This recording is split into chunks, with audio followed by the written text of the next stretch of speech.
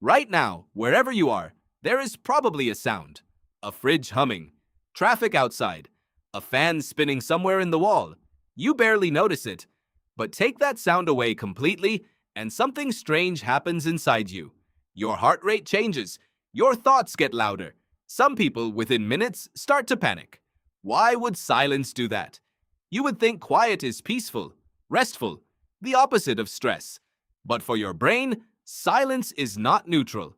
It never has been. And the reason goes back long before cities, before language, before anything you would recognize as human. Let's start with a room in Minnesota. It is called the Anechoic Chamber, built at Orfield Labs, and it holds a Guinness World Record as the quietest place on Earth. The walls are lined with fiberglass wedges that absorb 99.9% of all sound. No echo, no hum, nothing. People who volunteer to sit inside it, alone, in total darkness, do not usually last long.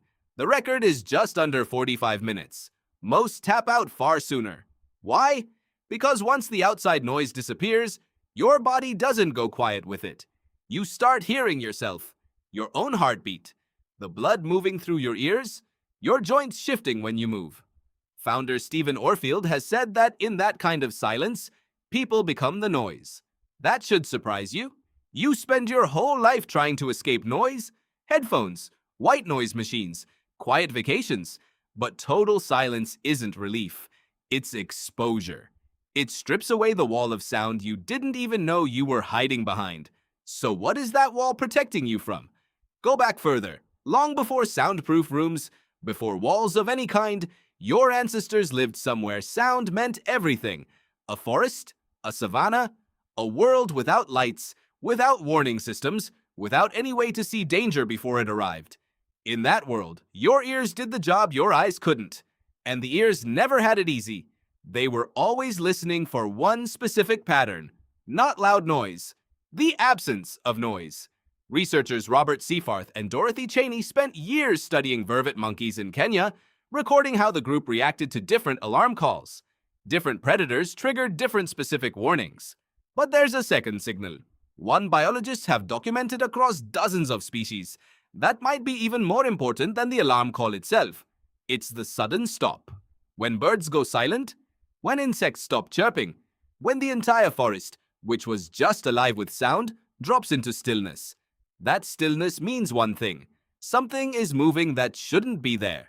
Prey animals across the animal kingdom read silence as a threat signal, not as safety. And you inherited that same nervous system. Your ancestors who flinched at sudden quiet, who tensed up and paid attention, were the ones who noticed the predator crouched in the grass before it was too late. The ones who relaxed into silence, who let their guard down, didn't get the chance to pass on that trait.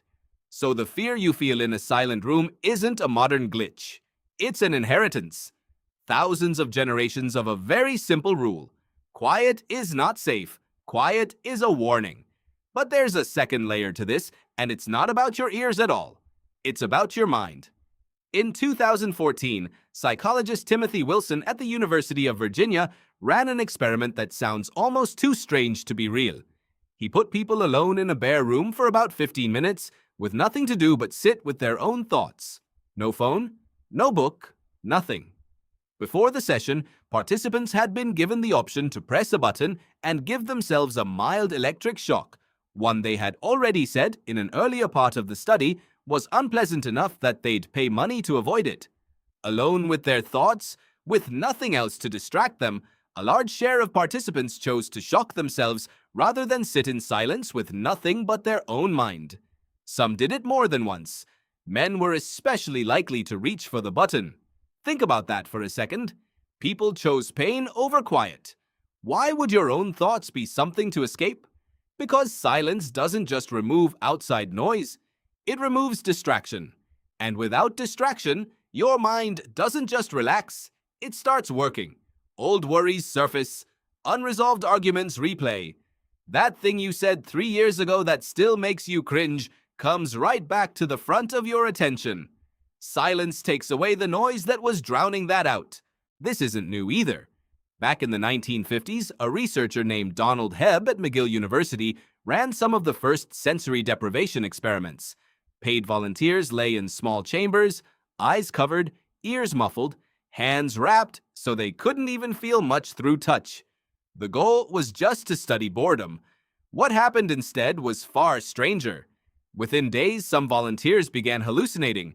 Others became anxious, disoriented, unable to concentrate once they left the chamber. Nearly all of them wanted out long before the study intended to end. Take away enough sensory input, and the brain doesn't rest. It starts generating its own reality to fill the gap. So now you have two separate threats stacked on top of each other: an ancient survival instinct that reads silence as danger from outside, and a mind that, once it stops being distracted, starts confronting whatever you've been avoiding from inside. No wonder a quiet room can feel unbearable. It's not one fear, it's two, hitting you at the same time. Here's the twist though: this same mechanism that makes silence so uncomfortable is also, according to a growing body of research, one of the most effective tools for reducing anxiety over time. Meditation researchers have found that people who deliberately sit with silence and discomfort, rather than escaping it, gradually build tolerance for their own thoughts. The panic fades.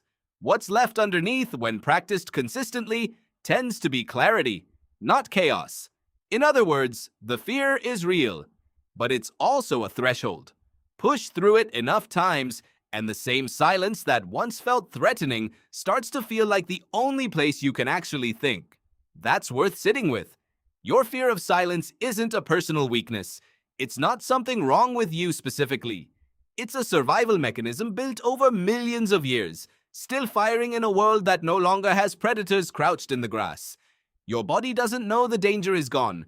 It's still listening for the sound that stops. And your mind, when the noise finally clears, is still trying to make you deal with everything you've been putting off. So the next time a room goes quiet, and you feel that itch to grab your phone, to turn on music, to fill the space with something, anything, pause for a second first. Notice what you're actually running from. It's not the silence, it never was. It's what the silence lets you hear.